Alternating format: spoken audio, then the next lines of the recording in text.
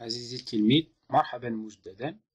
بعد ما شفنا la première partie de la restitution des connaissances concernant l'examen national du baccalauréat, la session ordinaire 2018.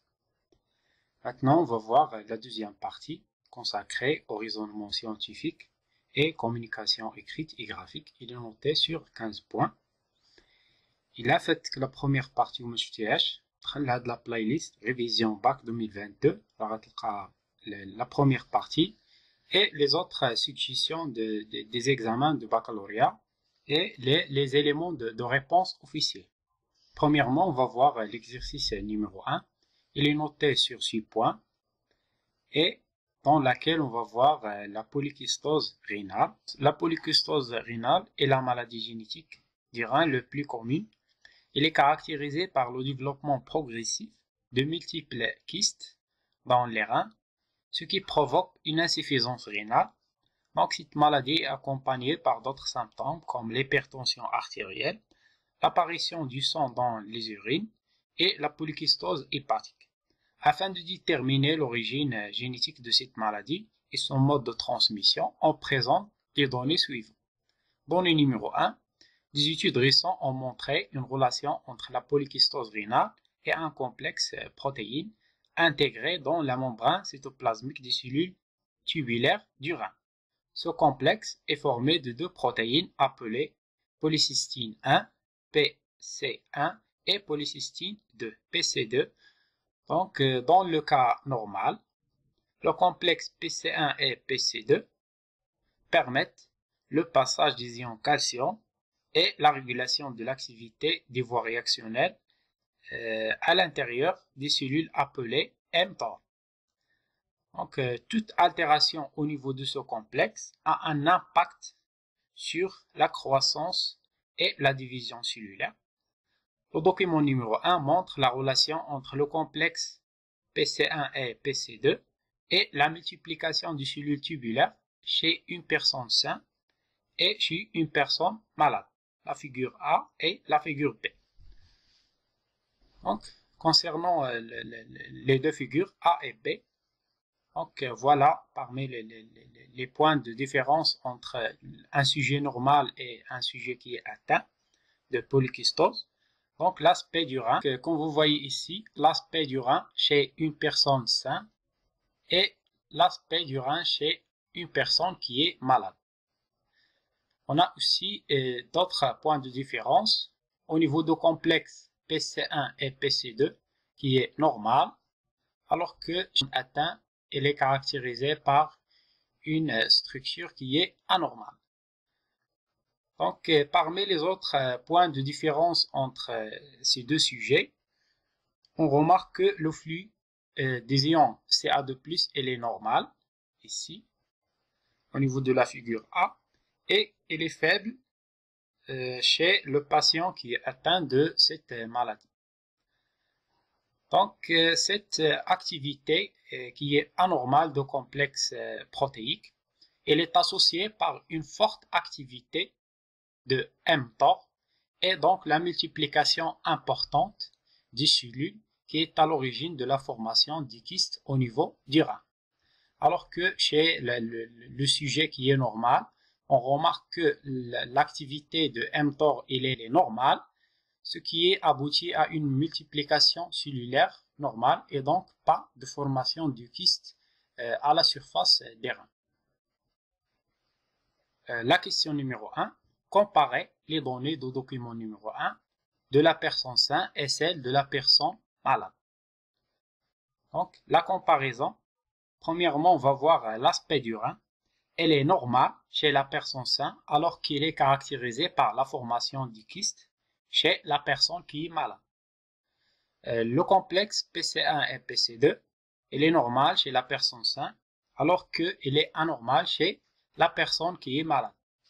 Chez la personne saine, le flux d'ion Ca2+, est normal et l'activité mTOR est faible alors que chez la personne malade, le flux des ions calcium est faible et l'activité mTOR est forte. Un autre point de comparaison, c'est au niveau de la prolifération cellulaire.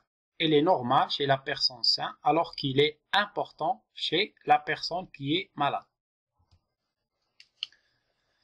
Donc, pour les données numéro 2, donc la synthèse de polycystine 1 est contrôlée par un gène appelé PKD1. Donc, la figure A du document 2 montre un fragment du brin transcrit du gène PKD1 et la figure B du même document présente un extrait du tableau du code génétique.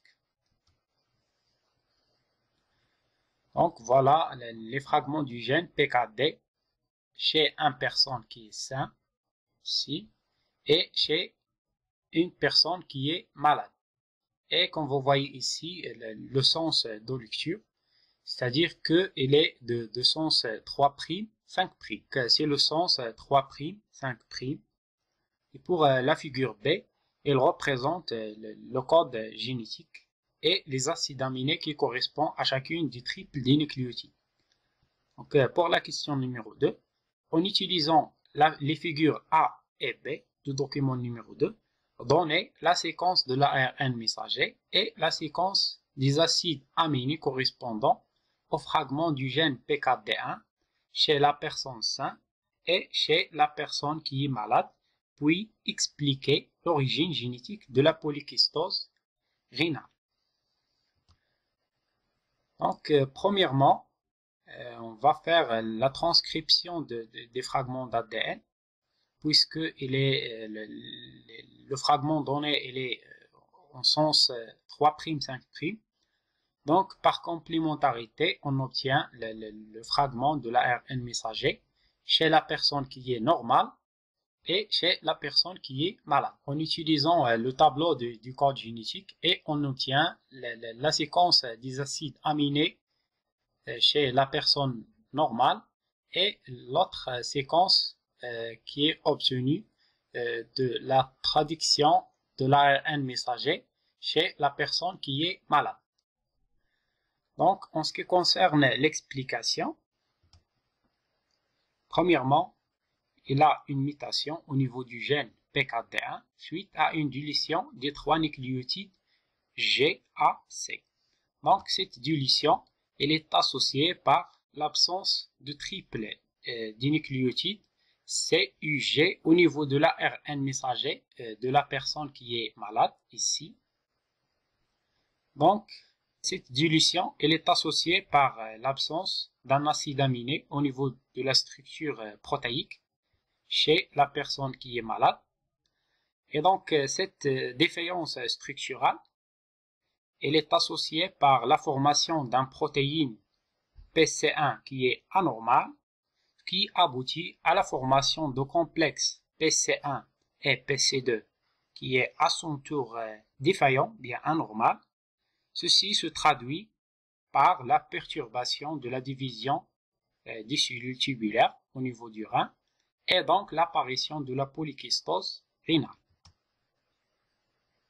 Pour les données numéro 3, donc, le document 3 présente l'arbre généalogique. Pour la question numéro 3, sachant que cette maladie est liée à un allèle dominant porté sur le chromosome 16, A.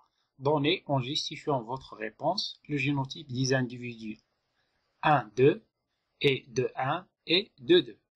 Pour la partie B, déterminez la probabilité pour que le couple de 1 et de 2 donne naissance à un enfant malade en utilisant l'échiquier de croisement. Donc, pour réaliser l'échiquier de croisement à respecter, on doit utiliser les symboles grand P ou bien petit p pour désigner les deux allèles du gène étudié. Donc, voilà les génotypes avec la justification des 3 individus. Pour 1, 2, il s'agit d'un individu hétérozygote avec un grand P et un petit p, puisque il s'agit d'une femme de phénotype qui est malade et elle a donné des enfants qui ont 5, de 3 et de 4. Et on connaît que la maladie est dominante et portée sur du chromosome non sexuel. Pour l'individu de 1, le génotype est toujours hétérozygote, grand P, petit p. Donc c'est un homme de phénotype malade. Elle a donné des enfants qui ont 5, 3,1 et 3,2 et on a connu toujours que la maladie est dominante et autosomale. Pour 2,2, il s'agit d'un individu homozygote récessif, c'est une femme de phénotype sain et la maladie est dominante et autosomale. Donc, concernant la partie B, calculer la fréquence des personnes hétérozygotes pour le gène étudié. Donc, la probabilité pour que le couple de 1 et de 2 donne naissance à un individu atteint, on doit réaliser premièrement un échiquier de croisement. Premièrement, on a 2,1 et 2,2, ce sont des parents. 2,1, il est caractérisé par un phénotype dominant, mais il est hétérozygote en termes génotypiques, alors que 2,2, il est caractérisé par un phénotype qui est normal, donc il est homozygote récessif.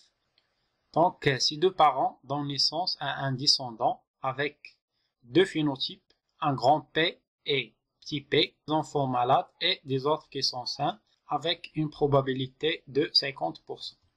Donc la probabilité pour que le couple de 1 et de 2 donne naissance à un individu atteint est de 1 sur 2.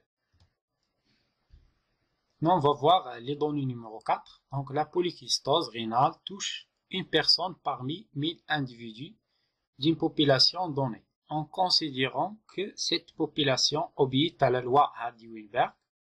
Donc, pour la question 4, partie A, calculer la fréquence des allèles normales et l'allèle responsable de la maladie.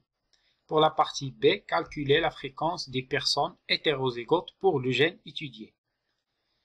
Donc, on a ici une autre remarque, donner les résultats avec 4 chiffres après la virgule. Voilà les éléments de réponse officiels de la question numéro 4, partie A, le calcul des fréquences alléliques. Donc, on sait toujours que P plus Q égale à 1. Donc, l'allèle normal P carré égale à 1 moins 1 sur 1000, soit 999 sur 1000. Donc, Q égale à racine de Q carré. Donc, la fréquence de l'allèle normale, elle est d'environ 0,9994. Pour l'allèle responsable de la maladie, la fréquence, c'est de 0,006.